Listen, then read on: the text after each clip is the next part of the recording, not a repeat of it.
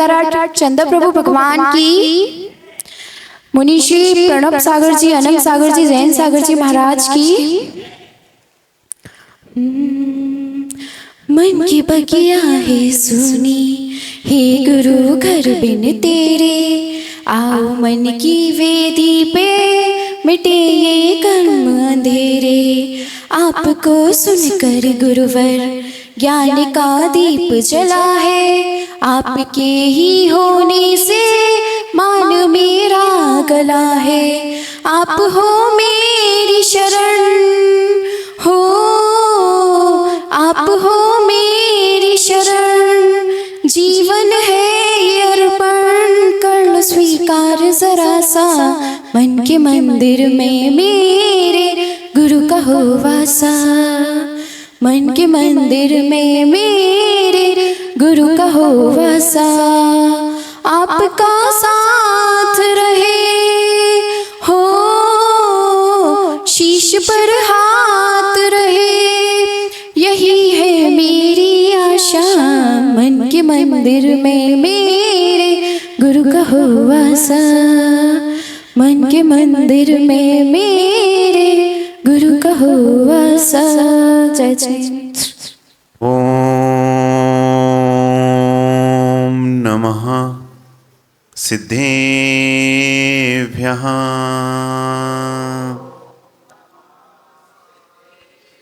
जय मंगल भूदाणं बिमलाणं नाणदंसण मयाणं, तैलोय सेहणाणं नमो सया सबसे धाणम। नमो अरिहंताणम नमो सिद्धाणम, नमो आयरियाणम, नमो अच्छायाणम, नमो लोये सभ्य साहूणम। देवादि 1008 श्री आदिनाथ भगवान की, देवादि 1000 मूल नायक श्री चंद्र प्रभु भगवान की, देवादि 1008 श्री महावीर भगवान की, परम पूज गणाचार्य श्री ब्राक सागर जी महाराज की, परम पूज आचार्य 108 श्री विशुद्ध सागर जी महाराज की, परम पूज आचार्य श्री सवल सागर जी महाराज की, मुनि श्री 108 अनंग सागर जी महाराज की, अनादि अनंत श्रीमद जैन धर्म की।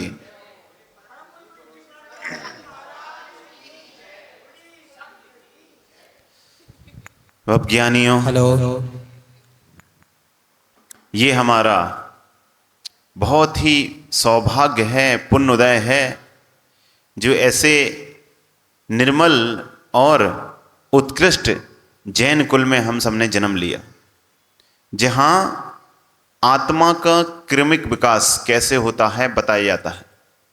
विश्वास मानना, अगर हर व्यक्ति जैसे हमारे यहाँ पे जो जैन सिद्धांत बताए हैं, जिन धर्म में बताए हैं, उस पर चलना शुरू कर दे, तो ना किसी व्यक्ति को कभी कोई चिंता हो, ना कोई तनाव हो, ना कोई संक्लिष्टता हो, और इतना पुण्य बंद करे जीव, इतना पुण्य बंद कर सकता है कि इस जन्म में भी उसको अपार सुखों की वो चाहता है वो मिलेगा, और अगले भाव में भी मिलेगा। पुनर्भाव मानते ना सब?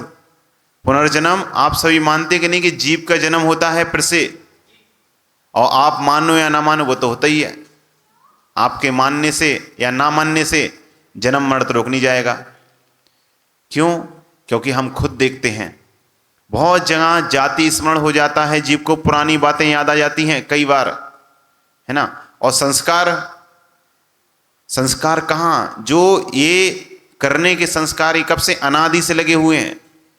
तो जीव का पुनर्जन्म होता है तब तो ये पूर्व के पुराने संस्कार वही काम में आते हैं कि बच्चा जन्म होता है, जैसे गाय का बच्चा जन्म होता है तो जन्म होते ही साथ दूध पीने लगता है। सबको, उसको ना किसी को सिखाना पड़ता है ना किसी को बताना पड़ता है, अपने आप गाय के थनों पे जाता है और लग के दूध पीने। तो ये किसका कारण है?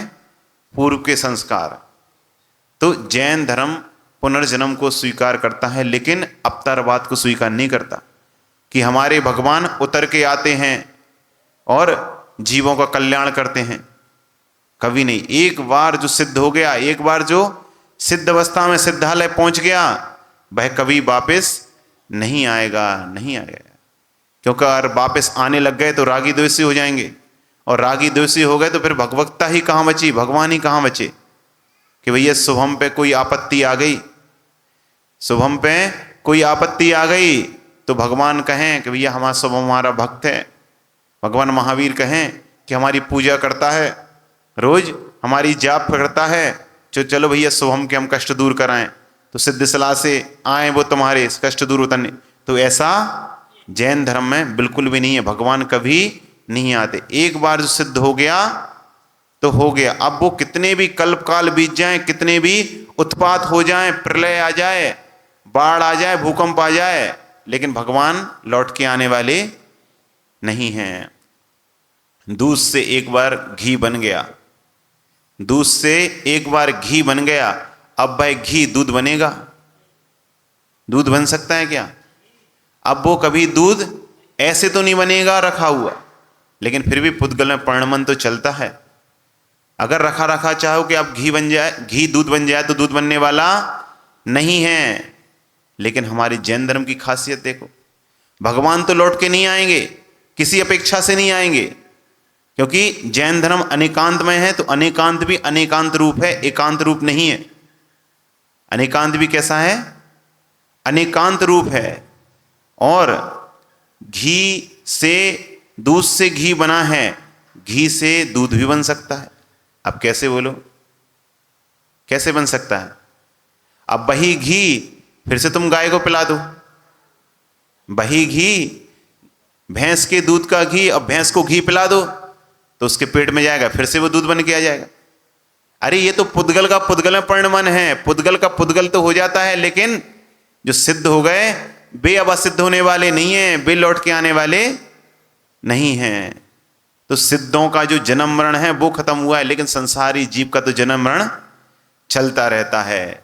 और इसके पीछे एक अदृश्य शक्ति है जो सब आपके लिए दे रही है, आपसे ले रही है, आपको सुख दे रही है, आपको दुख दे रही है। भाई कौन सी अदृश्य शक्ति है? क्या कोई भगवान नहीं है, कोई देवीय शक्ति नहीं है, कोई भगवान की शक्ति, कोई ईश्वरीय शक्ति नहीं है।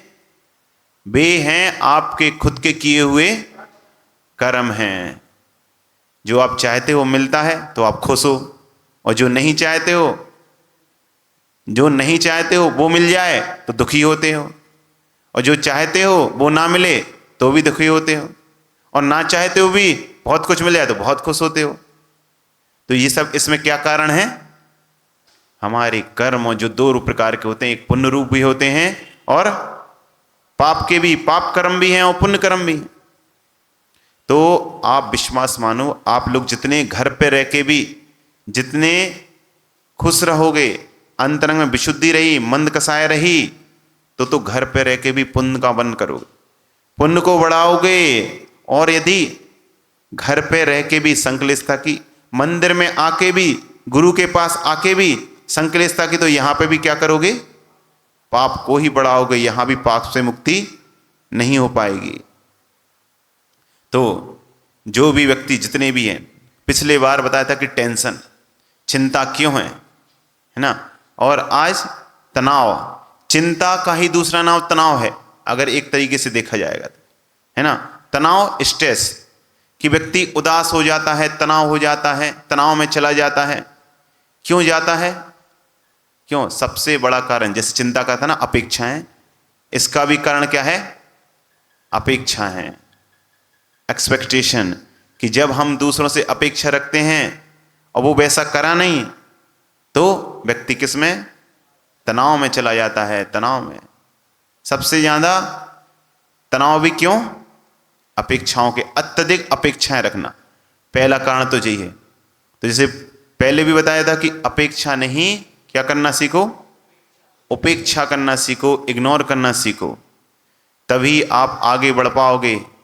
और दिमाग से ये चीजें निकाल दो कि कोई चीज होने से कोई बुरा हो रहा है, अच्छा हो रहा है। अब भाई पीयूष भाई चले, है ना, इनका कोई एग्जाम था, पेपर था, और बिल्ली रास्ता काट गई। अब इन्हें टेंशन हो गई, अब इन्हें इतना हो रहा है, अरे बिल्ली रास्ता काट गई, कोई बुरा ना हो जाए, बुरा ना हो जाए, बुरा। अरे वो तो बिल्ली थी, वो तो एक त्रियंश है ना?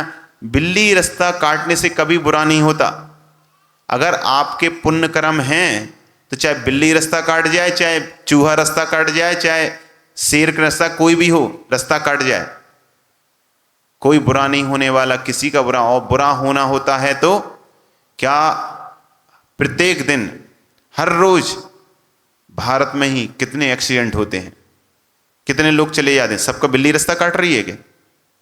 किसी को व्यापार में लाभ हो रहा है, प्रॉफिट हो रहा है, किसी को लॉस हो रहा है, तो सबकी बिल्ली रास्ता काट रही है। घर से निकले, थोड़ी दूर चले, एक्सीडेंट हो गया, बिल्ली रास्ता काट गई। अरे ये सब माइंड से आपने निकाल दो, है ना।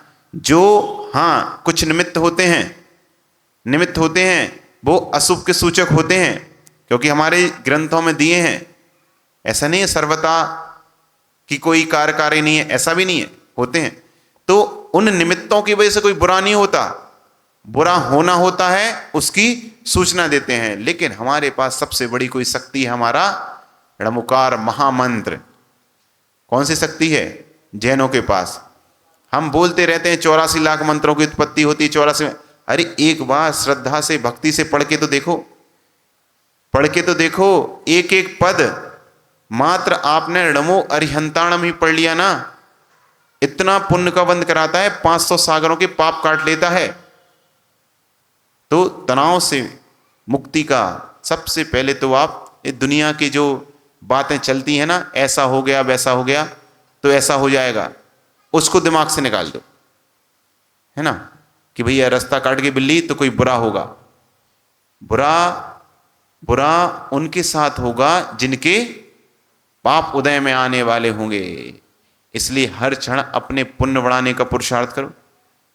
समय तो निकला ही जा रहा है, प्रत्येक दिन एक एक करके दिन निकलते हैं, दिन में 24 घंटे होते हैं, चले जा रहे हैं, निकलते जा रहे हैं।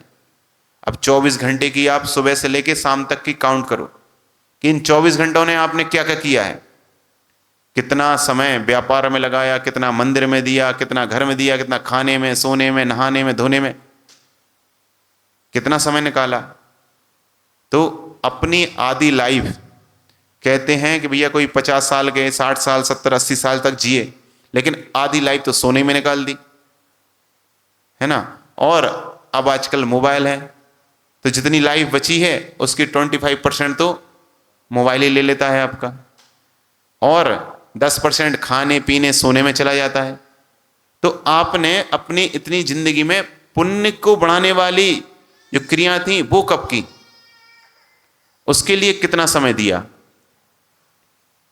कुछ नहीं, बस घर पे रह के भी कोई एक मंत्र, गुरु जी के पास जाओ, कोई ऐसा एक गुरु मंत्र ले लो, जो भी दें वो गुरु मंत्र, बस सुबह शाम बस उसका ही जाप करते रहो। आप व्यापार कर रहे हो, हमेशा ऐसा तो होता नहीं शुभम भाई की ग्राहक 24 घंटे तुम्हारे पास बैठे हो, खाली बैठे बस मंत्र जपते रहो, ना कोई माला की जरूरत, ना कोई काउंटर की जरूरत, ना कोई, बस मन में बोलते रहो।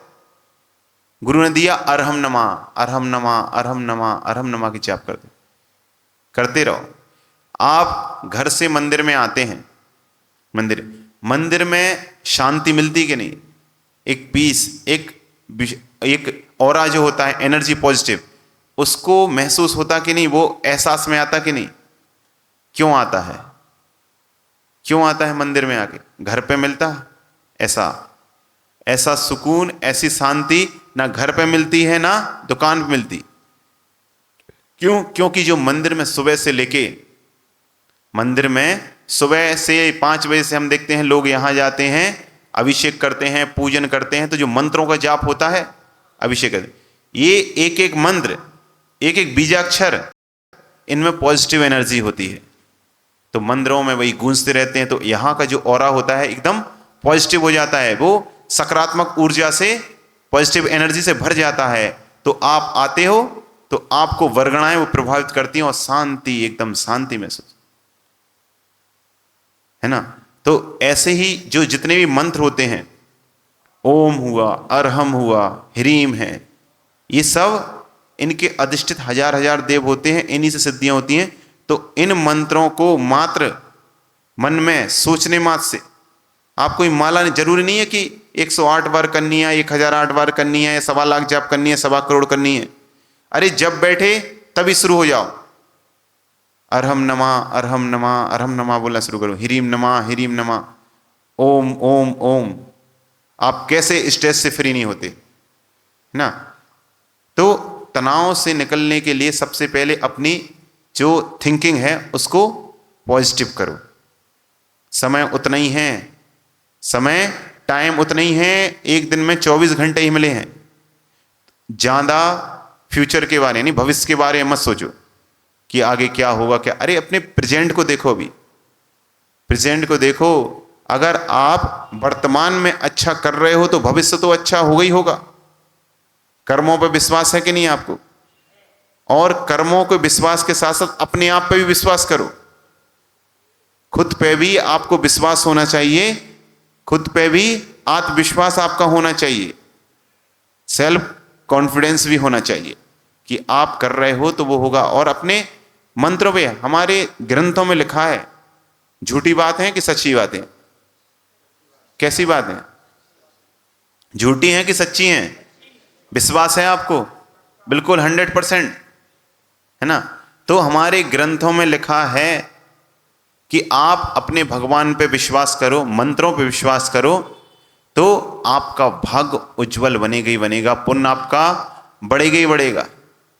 जो दुनिया भर के लोग हैं, जो मिथ्या से जिनके हृदय ग्रसित हैं, वो जाने क्या क्या कर रहे हैं, लोक मूर्ता, देव मूर्ता और गुरु मूर्ता में पड़े हुए हैं। तो हम तो अपने जैन धर्म के अनुसार तर्क से, प्रकृति से ही सब सिद्ध कर सकते हैं। अब जब कोरोना का काल चल रहा था, कोरोना में क्या क्या आपको सावधानियां बताई थी, क्या क्या प्रिकॉशन बताए थे, क्या क्या बताए थे? कि भैया एक दूसरे से हाथ मत मिलाओ, गले मत मिलो, एक दूसरे के साथ खाना मत खाओ, और एक दूसरे के बस कपड़े मत पहनो। यही चीजें बताई, है ना। तो हाथ धोते रहो सब। अरे ये बात तो कब से, आज से नहीं, हजारों साल से जैन धर्म में हमारे बोल के रखी है। सलघट्टाड़म सलघट्टाणम एक होता है कि आपका शरीर है, जो हमारा शरीर है ना, इसमें एक आपकी आत्मा, मानते हो? इसमें आत्मा है, लेकिन इसके आश्रित और भी जीव होते हैं, असंख्यात जीव इस शरीर में भरे पड़े हुए हैं, जिनको आप जेम्स बोलते हो, बैक्टीरिया बोलते हो, वायरस बोलते हो, सब हैं कि नहीं? जो इस शरीर है, ये 7 धातुओं से मिलकर बना हुआ शरीर है, वात पित्त कफ इसमें भरा हुआ है। तो आपको बीमारियां किसके कारण होती हैं? उन बैक्टीरिया, उन वायरस के कारण होती हैं। तो वो तो हमेशा ही पैदा होते रहते, मरते रहते शरीर में। तो जब एक शरीर से दूसरे शरीर रगड़ता है तो उन जीवों का घात होता है, घात होता है। इसलिए एक दूसरे के कपड़े नहीं पहनने चाहिए, क्योंकि आपने अगर कपड़े पहन लिए तो वो जीव आपके कपड़ों में आ गए, और फिर वो दूसरा व्यक्ति पहनेगा तो उन जीवों का घात होगा। अरे हम लोग मुनिराज हैं, हम लोग अपनी पिच्छी अपने पास रखते हैं, एक दूसरे की पिच्छी नहीं लेते। क्यों? क्योंकि हम शरीर का अपना मार्जन करते हैं, तो हमारे जीव उसमें आ जाते हैं, उनके जीव उसमें, इसलिए एक दूसरे की पिच्छी भी इस्तेमाल नहीं करते। तो कोरोना में बताया कि गर्म पानी पियो, तो हमारे यहाँ तो पहले से बता रहे छान कर प्राशुक करके आपको पीना चाहिए, तो शरीर भी स्वस्थ रहेगा, पेट भी स्वस्थ रहेगा, शरीर भी स्वस्थ रहेगा, पीयूष, पेट भी स्वस्थ रहेगा, और मोटापा भी नहीं बढ़ेगा, है ना। सुपाच्य होगा, डाइजेशन ठीक रहेगा। कब से बताया? हजार साल से बता रहे हैं, और वाणी तो भगवान की अनादि से चली आ रही है। अभी वर्तमान में ही मान लो जो ग्रंथों में लिखा है। कोरोना में बताया कि हाथ जोड़ें, एक दूसरे से नमस्ते करें। हमारे यहाँ भी यही बोला, ना हाथ मिलाना, ना गले मिलना, दूर से ही जय जिनेंद्र करना। क्या बोला? यही तो कहा, दूर से ही जय जिनेंद्र करना। तो कोरोना ही वही बता दिया। तो डॉक्टर ने बताया तो मान ली, हमारे जिनवाणी बोल रही थी तब नहीं मान रहे थे। तब को हाथ मिलाना है, गले मिलना है, सब करना है, ना एक दूसरे के साथ। हम कहते हैं मैत्री भाव जगत में मेरा कुछ जीवों से नित रहे, कुछ जीवों से रहे, कुछ ही जीवों से तो है, सबसे थोड़ी है। तो मैत्री का मतलब क्या है? मैत्री का मतलब ये नहीं है कि आप एक दूसरे का झूठा खाओ, एक दूसरे की खाली में खाओ, अपना मुंह के निकाल के सामने वाले को खिला दो, ये मैत्री है। अरे मैत्री नहीं है, एक दूसरे के वायरस ले रहे हो, एक दूसरे के जीवाणु ले रहे हो, बीमार पड़ोगे। तो यही बात तो किसने बताई? कोरोना में बोल दिया डॉक्टरों के अपनी अपनी थाली, अपना अपना भोजन। तो ये जिनागम हमारा कह रहा है मैत्री का मतलब है कि दूसरे के प्राणों को भी अपने प्राण की तरह समझना। जैसे आपको एक सुई चुभे तो दर्द होता है, तो उन जीवों को भी तो दर्द होता है। आपके साथ भी कोई बुरा करे तो आपको बुरा लगता है, तो उनको भी तो बुरा लगता है। तो मैत्री का मतलब है कि चाहे एक इंद्रिय जीव हो, एक घास है उसमें भी एक इंद्रिय जीव है, उन सब जीवों के प्राणों की रक्षा करो, उनको कष्ट ना दो। मैत्री का मतलब ये है हर प्राणी के प्रति। ये नहीं है कि भैया शुभम तुम्हारी बेटी है तो तुम उसका अच्छा सोचो, और पास में बैठे उनका बेटा है तुम उसको छू छू करो, हटो भगाओ उसको। खुद की बेटी रोए तो मनाते हो, पुचकारते हो, खिलौने दिलाते हो, अच्छा खिलाते हो, और पड़ोस की शशांक की बेटी रोए तो तुम उसको हटाओ, ऐसे लेके जाओ। ये मैत्री है? ये मैत्री भाव है क्या? तभी तो बोला है मैत्री भाव जगत में मेरा कुछ जीवों से नित रहे। अरे सबसे हो जाए तो तुम साधु बन जाओ, तुम भी महाराज बन जाओ, वहां क्यों रह जाओ? अभी तो क्या है सौरभ, कुछ जीवों से है ना। तो जो जो चीज आज विज्ञान आपको बता रहा है वे सब बातें हजारों साल पहले में सब ग्रंथों में लिखी हैं, सब ग्रंथों में लिखी हैं। तो उनको तो तुम्हें मानना नहीं है। विज्ञान ने बोल दिया तो सबको लगता है हाँ सही है, सही है ना। कितनी भी इसी तो ये तनाव क्यों? हमारे यहां भी कहा है अब जो भूत में यानी पास्ट में तुम करके आए हो, बार बार उसको याद करके व्यक्ति तनाव में जा रहा है, स्ट्रेस ले रहा है कि यार हमसे ऐसा हो गया, ऐसा हो गया, ऐसा हो गया। अरे अब जब हो ही चुका है, उसको तो बदल नहीं सकते तुम पास्ट में जाके, और उसके चक्कर में अपना प्रेजेंट यानी अपना वर्तमान खराब कर रहे हो, और वर्तमान खराब हो रहा है तो भविष्य भी खराब ही है, खराब ही है। तो अब जो भूत में करके आए हो, भूतकाल में जो हुआ है, पास्ट में जो हुआ है, उसको भूल जाओ, भविष्य की चिंता मत करो, वर्तमान को सुधार लो। वर्तमान को सुधार लोगे तो वर्धमान बन जाओगे, और वर्तमान में भूत और भविष्य की चिंता की तो दूसरों को भूत बन के ही सताओगे। क्या बन पाओगे? भूत ही बन पाओगे, और ना उससे तुम्हारा भूत बदलेगा ना भविष्य सुधरेगा। तो सबसे पहले दूसरा कारण क्या है तनाव का? भविष्य की चिंता। अब आगे क्या होगा, आगे क्या होगा। बस प्रेजेंट में कोई काम तो कर नहीं रहा है जीव, बस सोच रहा है आगे क्या होगा, आगे क्या होगा। अरे सोचो मत ज्यादा। जो ओवर थिंकिंग है वो भी किसका कारण है? वह भी तनाव का कारण है, तनाव का। सोचो नहीं, पुरुषार्थ करो, लेकिन बिना सोचे भी कोई काम मत करो। लेकिन सोचते ही मत रहो कि 24 घंटे पड़े हैं, बस सोच रहे हैं अब क्या करना है। शशांक है ना, अब तुमको बाहर जाना है, कहीं पे जाना है मान लो, है ना, चाहे अपने व्यापार के लिए हो, चाहे अपनी नौकरी के लिए हो, चाहे कोई भी कारण हो। अब तुम घर पे बैठे बस सोच रहे हो कि कैसे भैया कल जाना है, कौन सी ट्रेन लेनी है, फिर वो ट्रेन कहाँ तक जाएगी, फिर उसके लिए बस कहाँ से पकड़ेंगे। अरे सोचने के तुम तो पुरुषार्थ शुरू कर दो तो काम हो जाएगा। लेकिन सोचने से क्या होगा? सौमिस, सोचने मात्र से काम नहीं होता, सही समय पर सही पुरुषार्थ भी करना पड़ता है। और सबसे दूसरी बात, और टेंशन की वजह, तनाव की वजह, स्ट्रेस की, मान लो आपकी फाइनेंशियल जो कंडीशन है वो ठीक नहीं है, पैसों की कमी है, तो अरे अब जितना है जो है उसमें संतुष्ट करो। किसी को ब्लेम मत दो, किसी को दोष मत दो कि उसके पास इतना है, उसके पास इतना है, शुभम के पास ज़्यादा क्यों है, पीयूष मेरे पास क्यों नहीं है ना। सोच सोच के क्या होगा मनीष, कुछ होने वाला है? अरे माना तुम्हारे पास मर्सिडीज नहीं है ना, और सौमिस के पास है क्या? सौमिस नहीं है, अरे कोई बात नहीं, हो जाएगी, करते रहो, पुण्य बढ़ाओ, तुम्हारे पास भी जाएगी, है ना। अरे कोई तो होगी।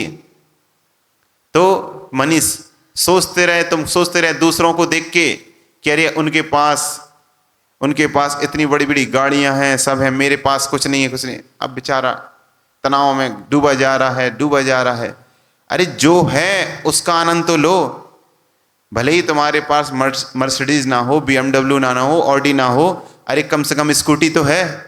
अरे वो भी ना हो तो कोई बात नहीं, पैर तो हैं, उन्हीं से चलना शुरू करो, उन्हीं से पुरुषार्थ शुरू करो। अब पुण्य होगा, पुण्य बढ़ाओगे तो वो भी मिल जाएगी एक दिन, अगर पुण्य होगा तो।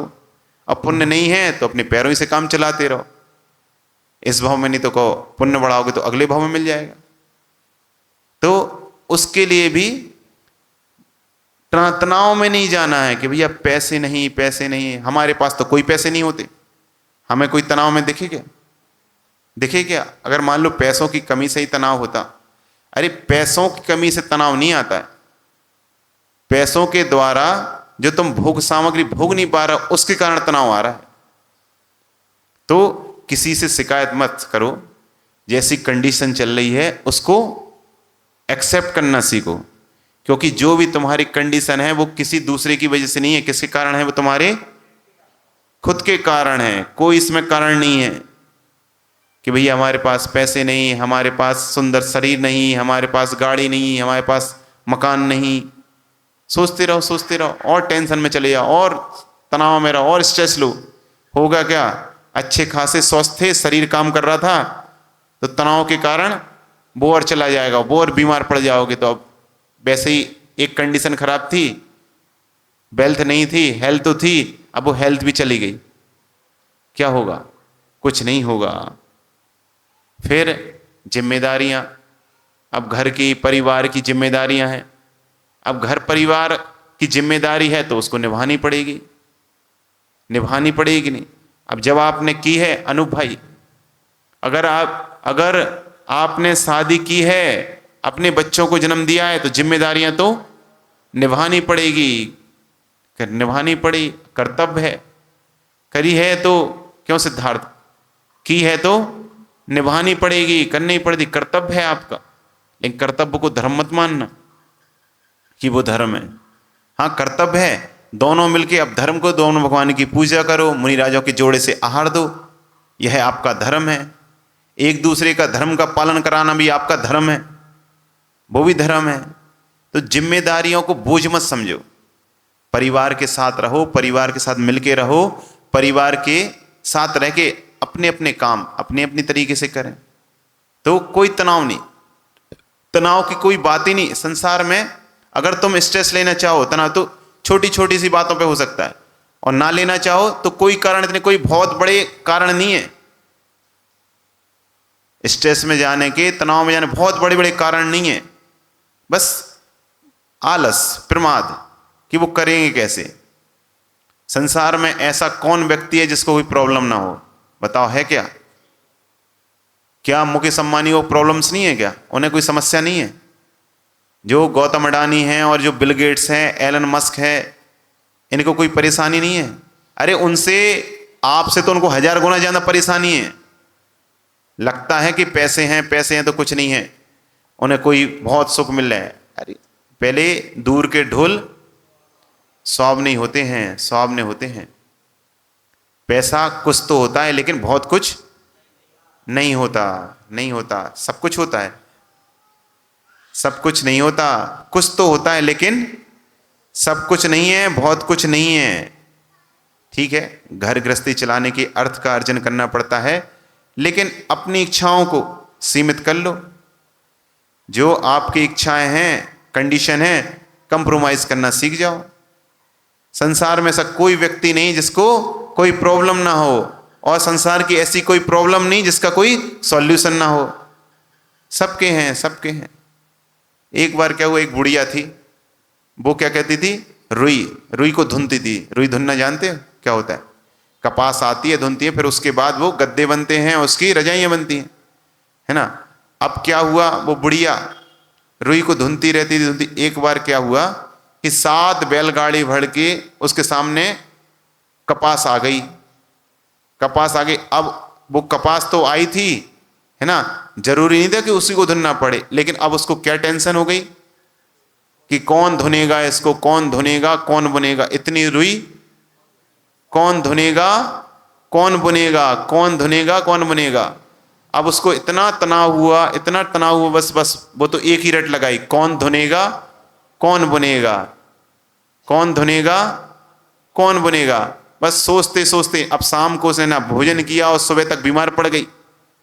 सोते सोते भी चिल्ला रही है, क्या, कौन धुनेगा कौन बुनेगा, कौन धुनेगा कौन बुनेगा। ऐसे ही हमारे शुभम भाई हैं, इनको कोई परेशानी आई, अब रात भर सो नहीं पाए, बस कौन करेगा कौन करेगा। मान लो इनकी ससुराल में इनको जाना पड़ा, वहां इनके साले साली की कोई की शादी थी, तो अब ये सोच रहे हैं बिल्कुल चिंताग्रस्त, अब क्या लेके जाएं कि जिससे भैया हम अपना, अब दामाद जी हैं तो दिखाना भी पड़ता है वहां, क्यों दिखाना पड़ता ससुराल में जाके कि नहीं भाई दामाद जी आए हैं तो ये क्या लेके आए। अरे उसका जो सॉल्यूशन ढूंढो ना कि क्या है, वो कोई प्रॉब्लम, वो तनाव के लिए नहीं, कोई अब सुबह बस रात को सोई नहीं और रात भर बस अब सुबह से क्या लेके जाएं भैया, ससुराल में अपनी बनानी है, दम दिखाना है ना, तो कहाँ से अब किसकी दुकान से कपड़े लेके आए, किसकी दुकान से साड़ी लेके आए, सोचते रहे हैं, बस उसी में तनाव में घिरे जा रहे हैं। पता पड़ा सवेरे तक बीमार पड़ गए। जैसे बुढ़िया क्या बोल रही थी, कौन धुनेगा कौन बुनेगा। भैया डॉक्टर साहब आए, वैद्य को बुलाया, देखो तो उनके बच्चों ने, दादी के बच्चों ने क्या किया, एक बुढ़िया के बच्चों ने बुलाया उनके पुत्रों के, देखो तो डॉक्टर साहब बहुत बीमार हो गई माँ, तो बस वो तो एक ही धुन लगाई थी, क्या, कौन धुनेगा कौन बुनेगा, कौन धुनेगा कौन बुनेगा। जो वैद्य था वो बुद्धिमान था, वो समझ गए। बोले कल क्या हुआ, कुछ हुआ था। बोले हाँ, हमारे यहाँ रुई धुनने का काम होता है और दादी धुनती थी और सामने 7 गाड़ी आके खड़ी थी रुई की, तब से ही वे धुन लगाए हुए हैं, कौन धुनेगा कौन बुनेगा। उनको तभी से तनाव में है, बिल्कुल स्ट्रेस, सिर फटा जा रहा है। बोले तुम एक काम करो, जितनी ये गाड़ियां हैं इनको कहीं और पहुंचा दो और अपनी माँ से कह लो सारी गाड़ियों में आग लग गई, सारी जितनी भी कपास रखी थी सब में क्या हुआ, आग लग गई। और जैसे ही कहा वो गाड़ियां हटाई और क्या बोला दादी से कि जितनी भी रुई आई थी उसमें क्या हुआ, आग लग गई। जैसे ही बोला आग लग गई, वो बुढ़िया खड़ी हो गई। अब क्या हुआ, टेंशन खत्म हो गई, अब कौन धोनेगा कौन बनेगा, अब तो आग लग गई। ऐसे ही ज्यादा टेंशन हो तुमको शुभम, घर परिवार की ज्यादा टेंशन हो, अरे आग मत लगा देना, है ना, ज्यादा टेंशन हो कौन करेगा, कुछ नहीं करना, गुरुजी के पास चले जाना, अब तो हम यहीं रहेंगे गुरुजी, सारी टेंशन से फ्री, है ना। तो तनाव की कोई बात ही नहीं, लेकिन व्यक्ति किसके लिए तनाव ले रहा है, जो है ही नहीं उसी की टेंशन ले लेता है, जो काम है ही नहीं।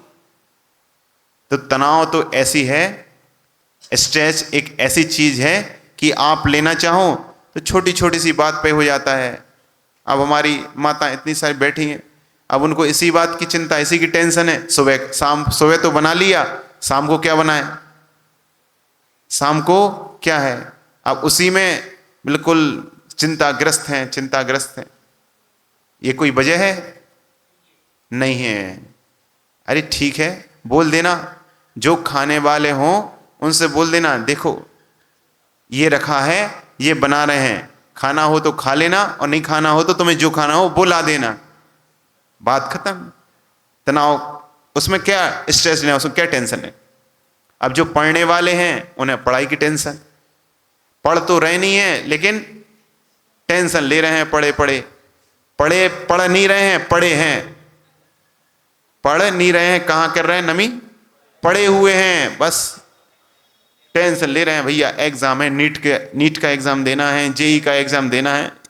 अरे तुमसे किसने कहा था कि तुम नीट का फॉर्म नहीं भरते? क्या माँ बाप घर से निकाल देते? अपनी योग्यता देख के कोई भी काम करना चाहिए ना, तो अपनी कैपेसिटी, अपनी स्ट्रेंथ देख के कोई काम करना चाहिए, तो तुम्हें कोई भी स्ट्रेस नहीं होगा, कोई तनाव नहीं होगा। अब नमी भाई है अपना, उसमें इतना ही बनता है कि भाई वीडियो बनाए हैं, मोबाइल चलाए, इतने काम है तो यही करे, अब उसके माँ बाप लग जाए, बेटा तू तो पढ़, तुझे तो यूपीएससी निकालनी है, कभी निकाल पाएगा? मम्मी पापा भी टेंशन में, वो भी तनाव में, और बेचारे बच्चे को और तनाव दे दे के बिल्कुल।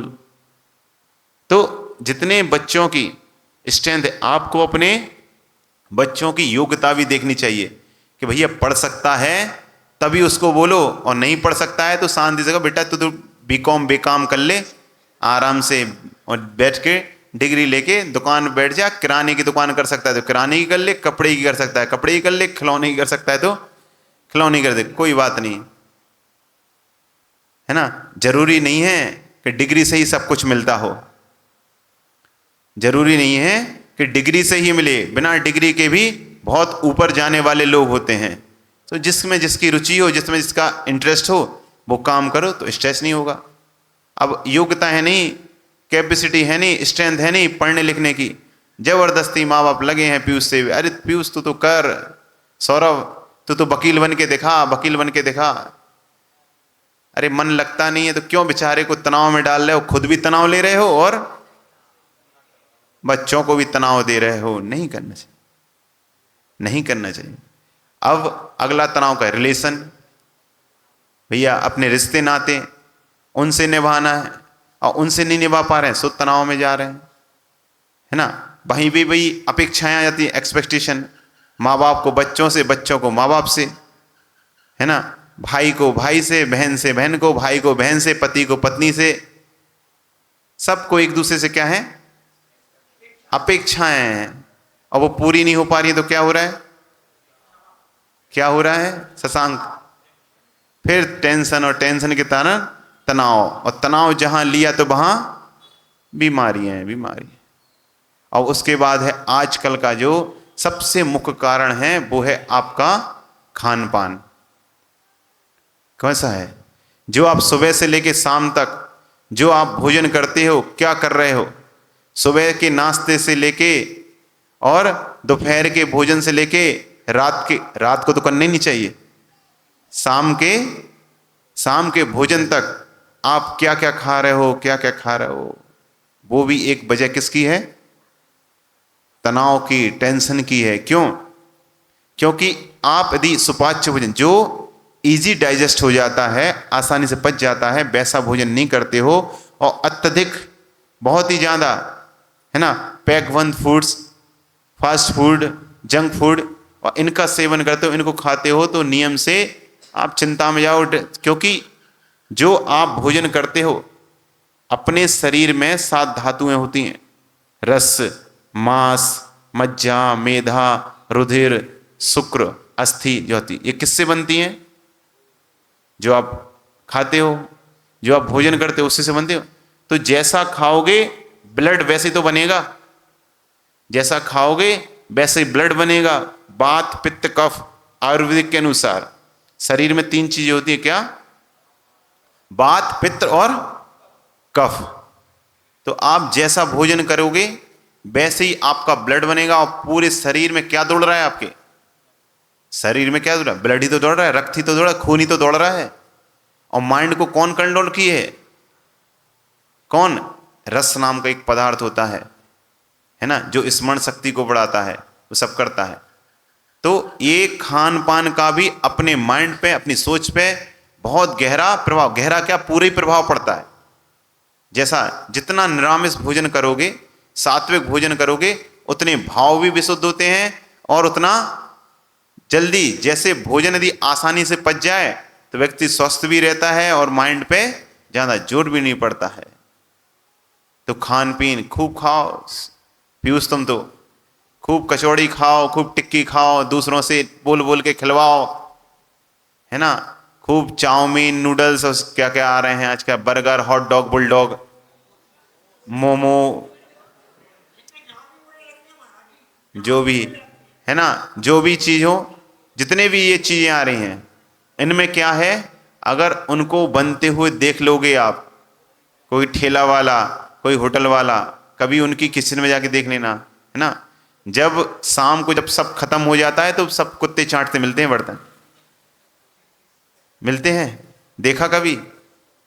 तो ये सब किसके कारण है, वो भी एक क्या है, अगर आप ऐसे भोजन को नहीं खाते हो जो सुपाच्य आसन पची, तो भी किसका कारण बनता है? बीमारियों का कारण भी बनता है, और वो भी स्ट्रेस का कारण बनता है। तो ये भी, इस पे भी आपको ध्यान करना चाहिए कि कम से कम भैया 2-4 दिन चल जाता है, लेकिन जो अत्यधिक ऐसे भोजन का सेवन करते हैं जो बहुत ही तेल मसाले वाला, और लोगों को कोई मतलब नहीं है। जो बाजार में बनाने वाले हैं उससे तुम्हारे शरीर से, स्वास्थ्य से, धर्म से उन्हें कोई मतलब नहीं है। उन्हें तो बस मसाले भर दिए, तुम्हारी चटोरी जीभ को चाट, बस उसकी आदत पड़ गई है तो और अच्छा टेस्ट दिया तुम तो आहा। लेकिन उससे नहीं जानते क्या क्या इफेक्ट हो सकते हैं, क्या क्या साइड इफेक्ट हो सकते। देखे कभी घर पे भी यदि माँ आप लोग गेहूं आते हैं तो क्या गेहूं सीधे पीस देती हो? क्या होते हैं जैनों के यहाँ पे गेहूं आते हैं मार्च अप्रैल में, सबसे पहले क्या करते हो? उनको धोते हो, धो के फिर रख देते हो, और उसके बाद भी जब गेहूं को पिसवाने ले जाते हो तो क्या करते हो? उनको भी फटकारते हैं, देखते हैं, कंकड़ निकालते हो।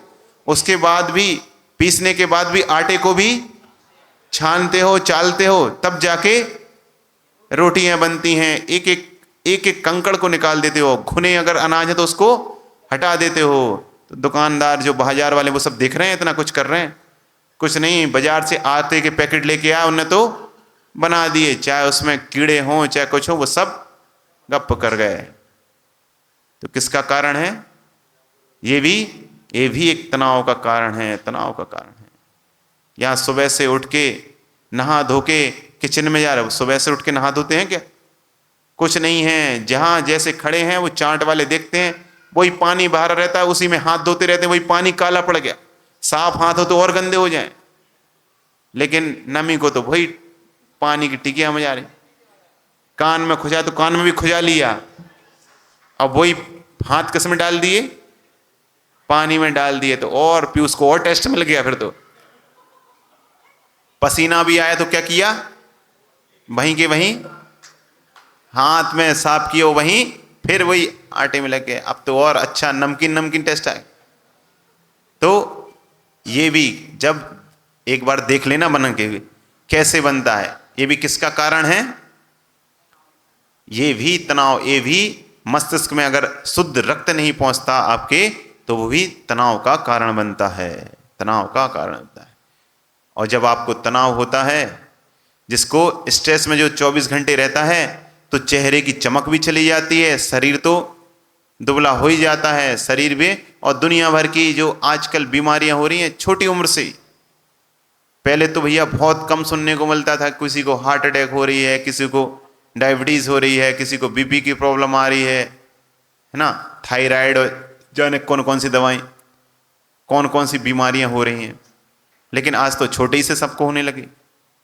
15-15, 20-20 साल के युवाओं को, बच्चों को शुगर की बीमारियां हो रही हैं, है ना। और 20-22 साल के युवा ऐसे अटैक आ रहे हैं कि सीधे सीधे ऐसे अटैक आए कि सीधे निपट ही जाए, बचने की कोई उम्मीद ही ना रहे। तो ये किसका कारण है? ये भी खान पान का, जो छोटे से इतना तनाव ले रहे हैं, पढ़ाई का तनाव, सबका, घर परिवार का, और शरीर से कोई काम करना नहीं, बस बैठे बैठे मोबाइल ही चलाते रहना, सब उसका ही कारण है। कोई किसी का भी बच्चा हो, शुभम तुम्हारी बेटी है, अगर वो आज तुमसे चिप्स की अगर मांग करती है कि मुझे चिप्स दिला दो, उसको पता था कि बाजार में मिलती है, सबसे पहले किसने दिलाई? किसने दिलाई? आप ही ने तो दिलाई, सबसे पहले तुम ही ने तो दिलाई थी। जब तो उसको पता चला कि बाजार में टॉफी मिलती है, डेयरी मिल्क मिलती है, लेज मिलती है, अंकल चिप्स मिलती है, कुरकुरे मिलते हैं, किसने सिखाया? अरे उसकी जगह आप घर का शुद्ध भोजन भी तो करा सकते थे, शुद्ध भोजन भी तो करा सकते थे। और यदि कोई बच्चा, कोई घर का है, कोई युवा है, अगर बार बार बाहर का खाता है, तो समझ जाओ उसकी माँ को खाना बनाना नहीं आता है, तभी तो बार बार बाजार जा रहा है। तो माँ कम से कम अच्छे से शुद्ध बनाना सीख जाओ आप, जिससे वो भी बाजार ना जाएं, ढाबे पे ना जाएं। बताओ पीयूष, सही है कि नहीं? नहीं खाते, बाजार का नहीं खाते। कभी कभार भी तो खाते। अरे कभी कभार का एक बार में ही सब निकल आता है, दूसरी बार की तो जरूरत ही नहीं पड़ती। तो और आगे की चीज है कोई खुद को स्वयं को टाइम नहीं देना। अरे दुनिया भर की आप चीजें करते हो, सब कुछ करते हो, व्यापार करो, लेकिन अपने लिए भी समय निकालो, थोड़ा अपने लिए भी टाइम दो, शांति से थोड़ा दिन भर में 5 मिनट 10 मिनट सबसे दूर होके शांति से बैठ के, है ना, जब कोई ना हो, स्ट्रेस फ्री अच्छी जगह आ जाओ, जो प्रशस्त वातावरण हो, जहाँ की एनर्जी कैसी हो, पॉजिटिव हो। सुबह से जल्दी उठें। अगर आपको स्ट्रेस से फ्री होना है, सबसे बड़ा बिल्कुल रामबाण है, जो लोग रात को देर तक सोते हैं, देर से सोते हैं और दिन में देर से उठते हैं, वे कभी स्ट्रेस से फ्री होने नहीं सकते, वे कभी नहीं हो पाएंगे तनाव से फ्री।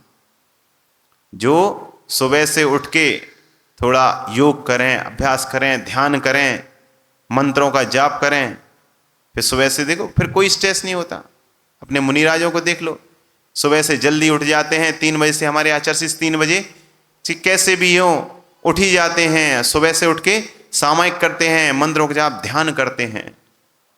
अपनी सांसों का ध्यान करो, खुद को समय दो, बहुत बहुत स्ट्रेस से आप बच जाओगे अगर सुबह जल्दी उठते हो। सुबह से उठ के यदि थोड़ा टहलने भी जाते हो, घूमने भी जाते हो, हमारे आचार्य यही कहते हैं, हम लोग उठते हैं 5 बजे आचार्य के पास जाते हैं, उसके बाद सब वंदना करते हैं, आचार वंदना करते हैं, फिर सोच के लिए कम से कम आचार्य से दूर देखना 1 किलोमीटर। क्यों? अगर आप चलेंगे नहीं तो आप स्वस्थ नहीं होंगे, चलेंगे नहीं तो जो आपने भोजन किया है वो कैसे पचेगा। शरीर को थोड़ा तो हिलाओ डुलाओ, कि घर से उतरे नहीं सीधे गाड़ी, 100 मीटर भी 100 कदम पे भी जाना हो तो गाड़ी, घर पे रहे तो मोबाइल। तो अब तुम्हारा जो तुमने भोजन किया वो पचेगा कैसे जब शरीर से कोई काम नहीं कर रहे हो। तो थोड़ा शरीर से भी कोई कार्य करना चाहिए, काम करना चाहिए, वर्कआउट करना सीखें, है ना। फिर बीमारी हो जाती। पहले अपनी जनवाणी कह रही है कि भैया आप आओ, सुबह से पैदल आओ, नंगे पैर आओ, है ना, मंदिर में आओ। तो जो रोड में कंकड़ चुभते हैं उससे तुम्हारा एक्यूप्रेशर हो जाता है। और शिवपुरी में तो हर गली में एक्यूप्रेशर ही होता है, इतना ज़्यादा प्रेशर होता है कि पूरे पैर ही पंचर हो जाए। शिवपुरी की तो गलियां, है ना, वो तुम देख ही रहे थे दिनों से, है ना। तो यही बोला कि आप सुबह से आए, जल्दी उठ के नहा धो के मंदिर में आए, नंगे पैर आए, है ना, और पैदल चल के आए। सुबह से करो तुम सारे मंदिरों की वंदना, और एक एक मंदिर पे, एक एक वेदी पे जाके उठो, गवासन से बैठे करो, तुम्हारे सारे प्राणायाम हो जाएंगे, सारी एक्सरसाइज हो जाएगी, पुण्य भी बढ़ेगा और शरीर भी स्वस्थ रहेगा। करके तो देखो। पीयूष करोगे कल से? अरे कौन उठे, बस सबसे बड़ी बात क्या है, आलस, है ना। तो अगर आपको स्ट्रेस से फ्री होना है तो अपने सबसे पहले अपने जो डेली रूटीन है, सुबह से जल्दी उठना शुरू करें, है ना, थोड़ा सा वर्कआउट, थोड़ा ध्यान करें, आत्मा का ध्यान करें, अपने लिए भी समय दें और दूसरों से तुलना मत करो। जो भी काम करना हो, जो बताए ना, अपनी योग्यता से, अपनी कैपेसिटी, अपनी स्ट्रेंथ देख के काम करें। ये मत देखो कि वो सामने वाला इतना कर लेता है, सौरभ, कि भाई मनीष इतना कर लेते हैं, इतना मैं क्यों नहीं कर। अरे उसके कर्म, उसके शरीर, उसका जो वीर अंदर का शुभ समय वो उसका है, और तुम्हारा खुद का तुम्हारा है। तुमसे जो बन सकता है उतना करो, लेकिन दूसरों से कंपेयर खुद को मत करो। करोगे तो कोई तुमसे नीचे भी होगा, कोई तुमसे ऊपर भी होगा। नीचे होगा तो तुम अहंकार में डूब जाओगे, अरे मैं इतना कर लेता हूं, और ऊपर होगा तो हीन भावना में चले जाओगे, अरे वो कितने अच्छे हैं, वो इतना कर लेते हैं, तो तुम्हें फिर स्ट्रेस होगा, फिर तुम तनाव में चले जाओगे। इसलिए तनाव से बचना है तो अब सुबह जल्दी उठ के ध्यान करना भी शुरू कर दो।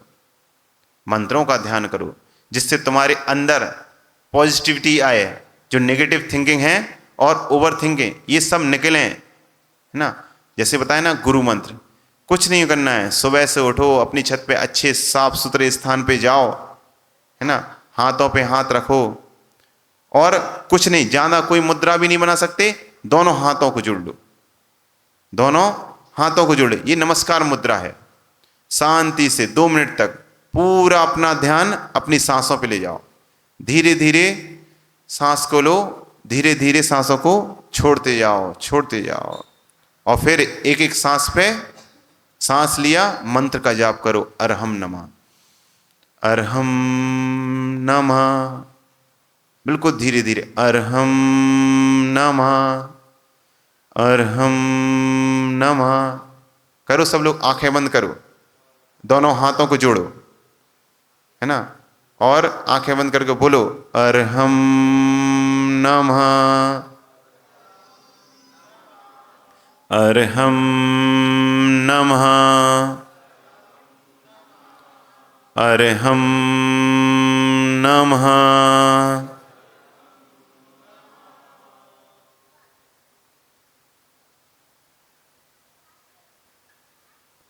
शांति छा गई।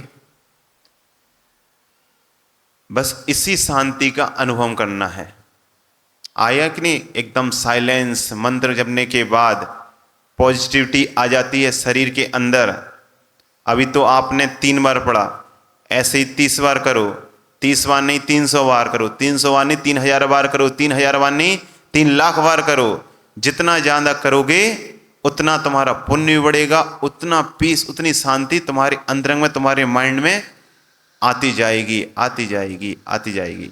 फिर देखना कहाँ तुम्हारा, सुबह अगर तुम ऐसे शुरुआत करोगे तो हर काम को करने के लिए प्रिपेयर रहोगे, तुम्हें शक्ति मिलेगी। चाहे फिर कोई भी हो, चाहे व्यापार संबंधी हो या कोई पढ़ाई से संबंधित हो, एजुकेशन हो, तुम्हारी स्टडी हो, कोई भी हो, करके तो देखो। लेकिन उसके साथ साथ अपने भोजन को भी शुद्ध करना पड़ेगा। भोजन को शुद्ध रखो, साथ में भोजन ज्यादा तेल मसाले वाला अवक्ष नहीं। एक समय होना चाहिए, सुबह से लेके शाम तक का एक समय नियत करो कि इतने समय भोजन, इतने समय विश्राम, इतने समय। और दूसरी चीज, अगर टेंशन से फ्री होना तो सबसे बड़ी बात है नींद। व्यक्ति यदि जब उपवास करता है ना तो 10-10 उपवास कर ले तो बीमार नहीं पड़ता है। लेकिन यदि 2 दिन ना सोए, 3 दिन ना सोए तो क्या होगा? पागल होना शुरू हो जाएगा। पागल होना शुरू हो जाएगा। 4 दिन ना सो, 5 दिन ना सो, पागल होगा। 10 दिन ना सो तो ऊपर ही चला जाएगा। तो भले ही 5 घंटे की नींद हो, 6 घंटे की हो, 8 घंटे, लेकिन एकदम डीप, बिल्कुल साइलेंट नींद होना चाहिए जिसमें कोई डिस्टरबेंस ना हो। लेकिन क्या करते हो, क्या करते हो, क्या करते हो गौरव? अब रात को पहले इनको 2 बजे तक तो मोबाइल ही चलाना है। 2 बजे तक क्या करना है? तो उसके बाद जब हम लोगों के उठने का समय होता है तब तुम लोगों के सोने का समय होता है ना। जब तक तो आधा दिन हमारा निकल जाता जब तक सो के उठते हो। तो जल्दी सो और जल्दी उठो। यदि स्वस्थ रहना है, जीवन में आगे बढ़ना है, बीमारियों से दूर रहना है, तो जल्दी सोएं और जल्दी उठें। जो प्रकृति ने, नेचर ने जो काम जिसके लिए बनाया, जिस समय बनाया, वो ही करो। रात किसके लिए दी है? सोने के लिए दी है। और दिन किसके लिए दिए हैं? काम करने के लिए दिए हैं। लेकिन लोग उल्लू का जीवन जी रहे हैं। उल्लू क्या करता है? क्या करता है सौरभ? रात को जागता है और दिन में, तो उल्लू का जीवन जी रहे हो आप कि चमगादड़ का? किसका? कि मनुष्यों का? दोनों का जी रहे हो। हमारे चिंतामणि दोनों का जी रहे हैं, चमगादड़ का भी, उल्लू का भी। तो रात को क्या है, कैसे भी हो, एनी हाउ आपको 10-11 बजे तक सो जाना चाहिए। और सुबह जल्दी से उठो।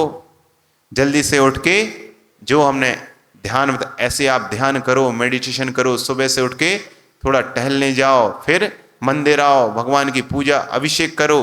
कैसे आपको कौन से रोग हैं जो ठीक नहीं होते भगवान की भक्ति करने से? कौन सी बीमारियां? कुछ नहीं होगा दिनेश भाई। पहले बोल, सही सही तो बोलते, झूठ थोड़ी बोलेंगे अपने, सही सही बोलेंगे, है ना। तो जिनवाणी हाथ पे रख, जिनवाणी सामने रख, झूठ थोड़ी बोलेंगे ना। आप लोग कसम खाते क्या भैया? गीता पे हाथ रख के कसम खाता हूं, जो भी कहूंगा सच के सिवा। तो हम भी यहां समय सार पे हाथ रख के कसम खाते हैं, जो भी कहूंगा सही है कि नहीं? अरे सही ही है, सही है। तो दूसरों की जिम्मेदारियां उठाने के साथ साथ खुद की भी जिम्मेदारी संभालिए। दूसरों को समय देने के साथ साथ खुद को भी समय दो, समय दो। कुछ समय शांति से बिताना सीख जाओ। भले ही मंदिर में आओ, इसी को तो सामयिक कहते हैं। सामयिक क्या है? समता में रहना ही सामयिक है। शांति से बैठ जाओ, बस वही सामयिक है। ना किसी का अच्छा सोचो, ना किसी का बुरा सोचो, न्यूट्रल मध्यस्थ भाव में आ जाओ। वो क्या है? वही शांति है, वही सामयिक है। जहां अंतरंग में शांति है वहीं उत्कृष्ट सामयिक भी है, और वही आपको स्ट्रेस से निकाल सकती है। तो बस समय तो हो ही रहा है, चल ही रहा है ना? बस यही है कि आप अच्छे से जियो, जीवन अपना चल ही रहा है, समय तो निकल ही रहा है। आप चाहे तनाव में निकालो, चाहे रो के निकालो, चाहे हंस के निकालो, चाहे मध्यस्थ होके निकालो, होने वाला आपके कुछ करने से किसी दूसरे पे कोई फर्क नहीं पड़ता। वो तो जो भी व्यक्ति जो काम करता है सब अपनी इच्छा से ही करता है। इसलिए तनाव से फ्री होने के लिए क्या करना है? सबसे पहले अच्छे से नींद लेना, रात को जल्दी सो जाना, सुबह जल्दी उठ जाना, मोबाइल्स को अपने से दूर रखो रात में खास करके, ठीक है? और भोजन में भी जहाँ तक हो सके ज़्यादा गरिष्ठ भोजन ना करें, है ना? सात्विक जितना हो सके, शुद्ध सुपाच्य हो, जो अच्छे से पच जाए वो करें। और प्रेजेंट में यानी वर्तमान में जीना सीखें। ज़्यादा भूत की नहीं, भूत को तो जो निकल ही चुका है, ज़्यादा भविष्य की भी चिंता ना करें। अपने वर्तमान को आप अच्छे से जियोगे तो आपका भविष्य भी अच्छा होगा। बस यही कहना है। छोटी सी जिंदगी हंस के जियो, छोटी सी जिंदगी हंस के जियो, भुला के सारे गम दिल से जियो। छोटी सी जिंदगी हंस के जियो, भुला के सारे गम दिल से जियो। उदासी में क्या रखा है? उदासी में क्या रखा है? मुस्कुरा के जियो, अपने लिए ना सही अपनों के लिए जियो। आप स्वस्थ रहेंगे तो आपके अपने भी स्वस्थ रहेंगे, उनको भी अच्छा लगेगा। बस तनाव के साथ रहना सीख लेना, तनाव में भी हंसना सीख लेना, तो आपकी जिंदगी, आपका जीवन सुखमय चलेगा। नहीं तो फिर दुनिया में तो परेशानी आएंगी हैं, आती रहेंगी, और ये कभी जाने वाली नहीं है। ओम नमः।